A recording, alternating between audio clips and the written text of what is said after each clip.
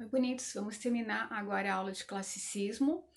Precisamos falar dos três principais episódios dos Lusíadas do Camões, publicado em 1572 em Portugal. Mas antes disso, quero lembrar alguns tópicos importantes a respeito do classicismo em Portugal. O classicismo em Portugal ele vai adotar, assim como outros países da Europa, a medida nova que foi criada na Itália por Petrarca, que é chamada de doce estilo novo. É medida nova porque se contrapõe à medida velha, o velho redondilho utilizado no trovadorismo, por exemplo, e algumas obras do humanismo, que são os versos com a medida de 5 ou de 7 sílabas métricas. Agora há o doce estilo novo, que é essa medida nova, que vai ser adotada como modelo de racionalidade, de sofisticação nos textos, em especial nos sonetos, porque o soneto também vai ser uma forma fixa muito utilizada. Vamos lembrar que o soneto é um poema de forma fixa, formado por 14 versos, duas estrofes de quartetos e duas estrofes de tercetos, e ela vai ser largamente usada principalmente pelo Camões na sua obra lírica. Mas quem foi até a Itália buscar esse modelo não foi Camões, foi um poeta chamado Sá de Miranda. Então o nascimento do classicismo em Portugal está associado a esse retorno de Sá de Miranda da Itália. E quando ele introduz o doce estilo novo em Portugal, é que a gente entende como nascimento do classicismo. A morte do classicismo, ou seja, ele perdura até 1580, que é quando acontecem duas mortes: a morte do principal poeta do classicismo português, que é o próprio Camões, e a morte simbólica do país, Portugal, que entra no seu processo de decadência, que vai acontecer a partir de 1580, com o início da União Ibérica, e vai perdurar aí por 60 anos até 1640. Bom, vamos lembrar então que esses versos, tanto na lírica quanto na época, estão associados à simetria, à sofisticação, ao equilíbrio, à beleza, à verossimilhança, aquela verossimilhança ligada à palavra mimese do conceito aristotélico, ou seja, buscar na natureza, né, uma espécie de aproximação daquilo que a natureza tem como elementos. Então, beleza, Portugal é isso.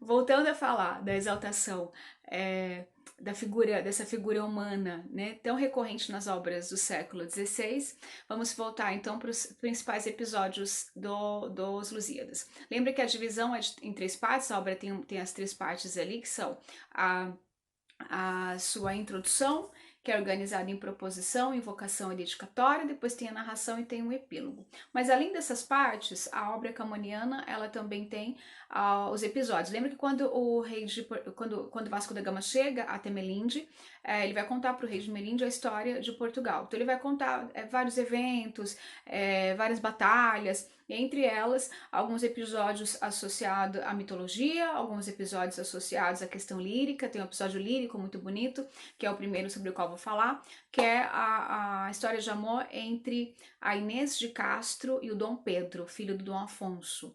O Dom Pedro ele vai se casar com a Dona Constança de Castela, e quando a Dona Constança é trazida com toda a comitiva para a realização do casamento em Portugal, ele acaba se apaixonando, Dom Pedro acaba se apaixonando pela ama dela, que é a Inês de Castro. E ela também se apaixona por ele, então o Dom Pedro ele vai se casar, vai vivenciar esse casamento político, que é um casamento arranjado, como era comum, com a Dona Constanza, mas vai vivenciar um casamento né, fora ali da corte, com a Inês de Castro, com quem ele vai ter filhos. O pai dele, com medo do que vai acontecer, do que pode acontecer, né, futuramente em relação ao trono e a esses meninos bastardos, filhos da Inês de Castro, ele teme, né, algum problema político, teme pela coroa portuguesa. Ele resolve então, uma saída do filho, né, do Pedro, da corte. Ele vai fazer uma viagem, ele contrata 4 algozes e manda assassinar a Inês e as crianças. Essa história vai ser contada de uma forma muito bonita. A parte lírica do poema épico do Camões, vai ser contada ali nos seus detalhes no canto terceiro. Bom, depois disso a Inês de Castro vai ser desenterrada, o Dom Pedro vai mandar desenterrar, vai coroar a Inês como rainha Sim, ela se torna rainha depois de morta. Ele faz com que os súditos passem ali e beijem a mão da Inês de Castro. Então esse episódio é um episódio bastante interessante e importante da obra épica do Camões. Bom, quando o Vasco da Gama está contando as histórias e conta a história da Inês de Castro, vamos lembrar que ele vai contando em ordem cronológica, século XIII, XIV, XV. Quando ele chega ao ponto da viagem, da saída dele ali da Praia do Restelo, lembra do comecinho da história? Né? Ele vai contar como é que foi a saída das quatro caravelas dali da praia de Belém. Então ele vai contar um episódio chamado Episódio do Velho do Restelo, porque na saída vai aparecer um velho com uma vestimenta longa, escura, um velho barbudo, que vai vociferar contra os portugueses para que eles não viajem, né, tentando impedir que essa viagem aconteça, porque ele acredita que eles que estão fazendo isso apenas por cobiça, que não vale a pena, muitas pessoas vão morrer, e de fato isso vai acontecer. Inclusive, essa abordagem, essa imagem negativa que é representada pelo Velho do Restelo, que é uma imagem, né, medieval, uma ideia medieval, de quem está preso ao passado, essa ideia vai ser resgatada ali no poema, lá no século XX, no poema do Fernando Pessoa, no poema Mar Português, em que ele vai mostrar o contraponto dessa imagem do velho do Restelo. Ou seja, ele vai nesse poema colocar: valeu a pena? Tudo vale a pena se a alma não é pequena. Quem quer passar além do bojador tem que passar além da dor. Então esse poema vai ser resgatado, esse contexto, né, esse episódio vai ser resgatado por esse poema lá do Fernando Pessoa. Então o velho do Restelo vai vociferar contra eles e representa essa imagem, né, do passado, tentando impedir que esses homens ganhem o oceano e ganhem, né, ganhem o mundo. Logo depois ele vai contando para você outros episódios, vai chegar no ponto da passagem pelo extremo sul da África, que é chamado de Cabo das Tormentas, hoje conhecido como Cabo da Boa Esperança, e essa imagem ela vai ser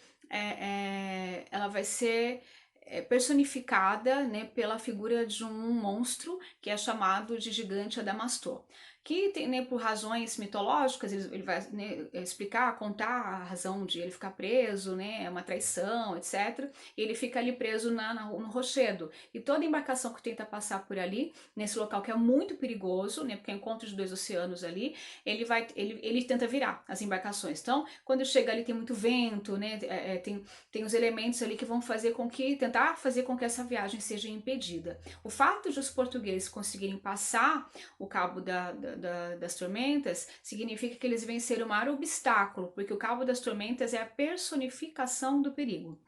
Ou seja, eles são fera, conseguiram vencer. Bom, eles vão chegar ao seu destino, né? Vão estabelecer contato com os responsáveis né?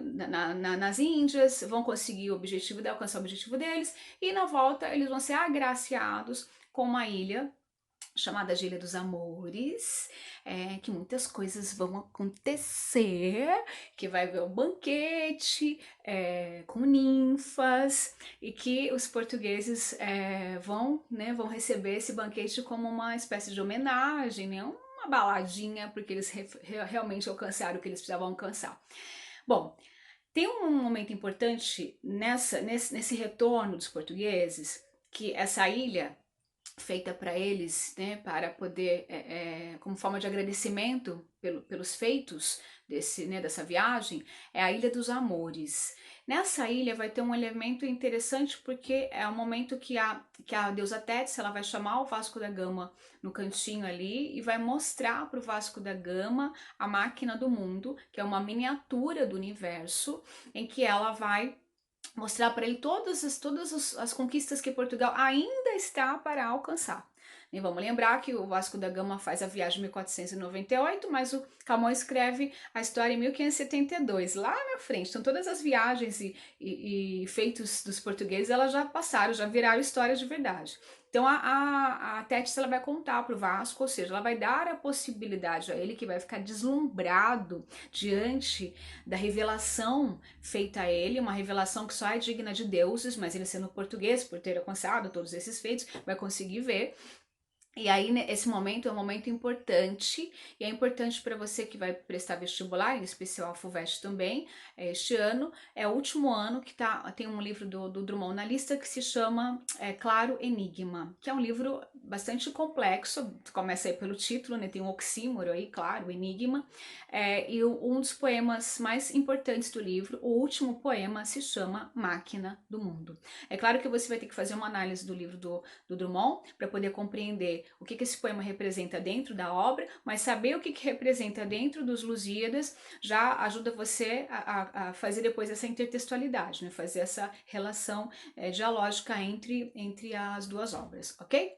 Bom, quando ele vai terminar o poema, ele termina no epílogo, já com uma voz que ele fala que é uma voz rouca, que é uma voz cansada, porque ele olha com um certo pesar, apesar de todos os feitos portugueses, ele tem um pesar, porque ele acha que Portugal tem que tomar muito cuidado com o caminho que ela vai tomar, porque senão pode vir a encontrar sua queda. Ele escreve em 72, em 78 Dom Sebastião desaparece, e em 80 Portugal entra em decadência. Então esse poema ele vai virar assim, um símbolo, né, desse período de Portugal, que fala do momento áureo dessa pátria, né, no espírito nacionalista, mas que vai evidenciar também esse tom, a partir do olhar do artista, esse tom de desânimo, né, como se ele conseguisse perceber ali pela sua sensibilidade o que está por vir. Bom, isso é o que se passa nos Lusíadas. A gente vai ter que falar logo depois sobre a parte lírica. Daqui a pouquinho, então, a gente conversa sobre ela, ok?